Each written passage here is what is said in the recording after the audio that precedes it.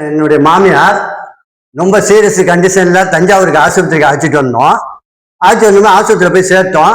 அவங்க இசிசி எல்லாமே எடுத்து எல்லாமே பார்த்தாங்க. வச்சு பார்க்கும்போது 40% தான் வந்தது. அவங்க என்ன பண்ணாங்க, முடியாது வேற ஆஸ்பத்திரிக்கு அழைச்சிட்டு போன்னு சொல்லிட்டாங்க. நைட்டு 12 மணி இருக்கும். ஆம்புலன்ஸ்ல வேற ஆஸ்பத்திரிக்கு அழைச்சிட்டு போகிறதுக்காக எங்களுக்கு பணம் இல்லை. அதனால வீட்டுக்கு அழைச்சிட்டு என்ன பண்ணுன்னு தெரியாம வேற வழி இல்லாம வீட்டுக்கு அழைச்சிட்டு வந்தோம். வீட்டுக்கு வந்ததுக்கு அப்புறம் தான் நம்ம ஹீலர் பாலமுருகன் அவர் வந்து பார்த்து இப்போ 10 நாளா அக்கு பஞ்சர் மலர் மருந்து ட்ரீட்மெண்ட் கொடுத்தாரு. நம்ம பாலமுருகன் சார் ஃப்ரெண்டு சார் சொன்னாங்க, இந்த மாதிரி நான் பார்த்து செஞ்சு விடுறேன் இந்த அம்மாவை அப்படின்னு. சரி வர சொல்லி அந்த சார் வந்து எங்க மாமியாரை வந்து கைப்பிடிச்சு நாடி பார்த்து எல்லாமே செஞ்சாங்க. இது வரைக்கும் 9 நாள் ஆயிட்டு. எங்க மாமியார் ஏஞ்சி படுத்துக்க இருந்தவங்க ஏஞ்சி சக்குன்னு உட்காந்துருக்காங்க. அது வந்து நல்ல ரிசல்ட்டா இருந்துச்சு. இப்போ பாத்தீங்கன்னா தெரியும் எப்படி இருக்காங்கன்ட்டு.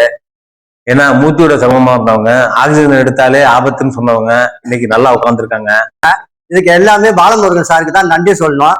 இது உங்களுக்கும் இது மாரி தேவைப்பட்டா பாலமுருகன் சாரை அனுசரிச்சிங்கன்னா நல்ல முறையில நல்ல குணமா நல்ல விதமா அந்த அக்குபஞ்சர் இதை நல்ல விதமா நடத்தி கொடுப்பாங்க. இதுக்கு வந்து முழு முதல் முயற்சி வந்து பாலமுருகன் சார் தான். அவருக்கு தான் நாங்கள் நன்றி சொல்ல கடமைப்பட்டிருக்கோம். இது மாதிரி நிறைய பேருக்கு உடம்பு சரியில்லை அப்படின்னா நீங்க பதட்டப்படாம பணம் இல்லைன்னு ஃபீல் பண்ணாம உங்களுக்கு நல்லபடியா வைத்தியம் பார்க்கறதுக்கும் அன்பா பண்பா பேசி குணப்படுத்துறதுக்கும் ஒரு நல்ல மருத்துவர் தஞ்சாவூர்ல ஒருத்தர் இருக்காரு. அவர் யாருன்னா பாலமுருகன். நீங்களும் பயனடையணும். இவங்க தான் எங்க அம்மா. போன வாரம் ஞாயிற்றுக்கிழமை ரொம்ப சீரியஸா இருந்தாங்க. இந்த வாரம் இந்த அளவுக்கு உட்காந்துருக்காங்கன்னா பாலமுருகன் சாரால தான். இறைவனுக்கு ரொம்ப நன்றி. எதுவும் பயப்படாதீங்க, பாலமுருகன் சாரை கன்வெர்ட் பண்ணுங்க. நன்றி, வணக்கம்.